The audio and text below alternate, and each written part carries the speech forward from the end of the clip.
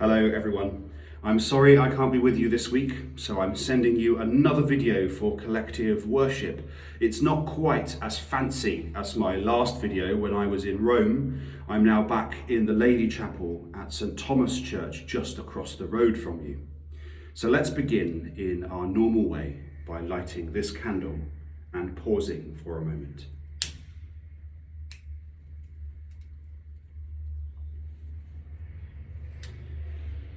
The Lord be with you, and also with you.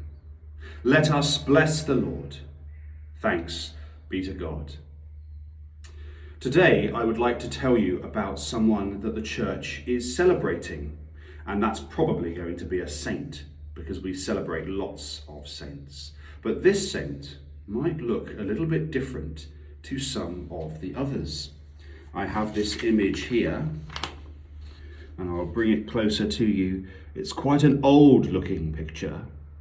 And this man here, you can probably guess from what he's wearing on his head and from what his clothes look like and from what he's sitting on, that this man is a king.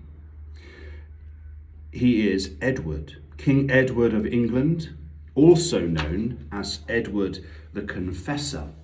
And when we call someone the Confessor, it's because they are a religious person.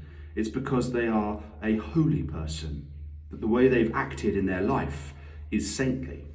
And so after he died in 1066, he became known as Edward the Confessor, and later Saint Edward, King of England.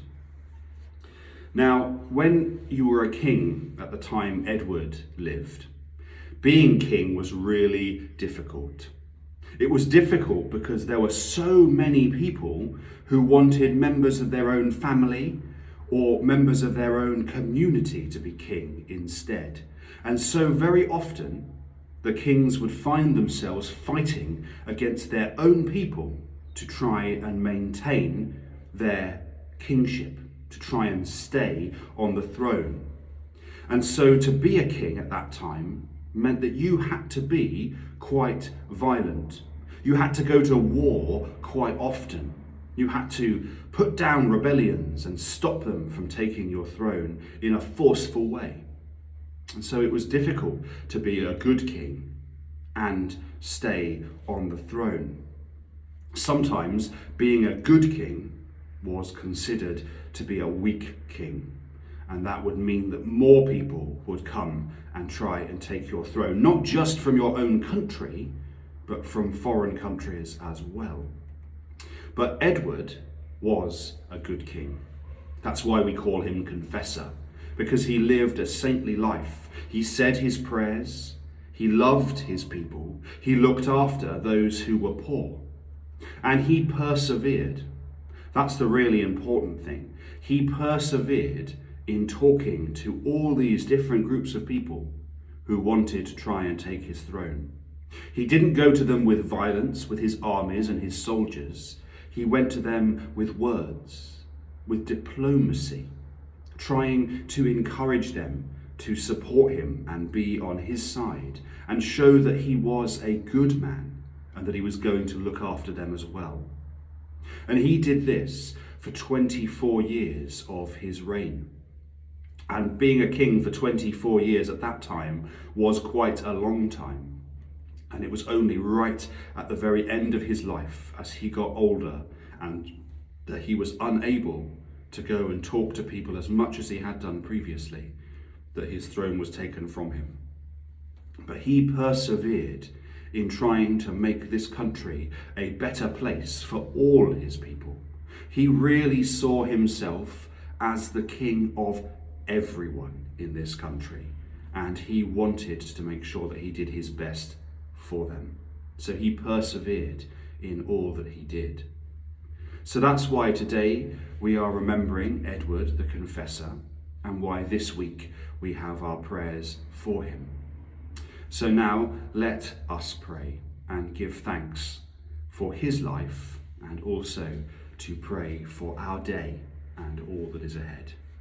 So put your hands together and close your eyes and join in with an Amen at the end. Father God, we thank you for the life of Edward the Confessor, who showed us that you can be a leader and be a good person. We pray for all those who are in authority.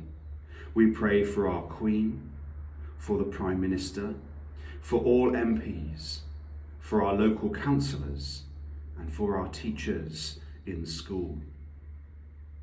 We pray that you will guide all people who have power and authority to use it well for the good of all. Amen.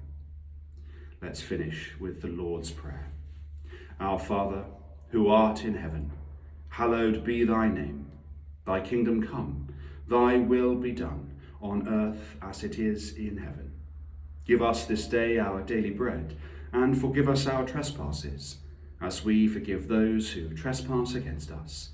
And lead us not into temptation, but deliver us from evil.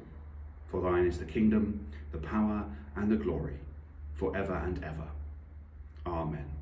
May the Lord God bless you, this day forth and forevermore, in the name of the Father, and of the Son, and of the Holy Spirit. Amen. Have a lovely day, and I'll see you very soon.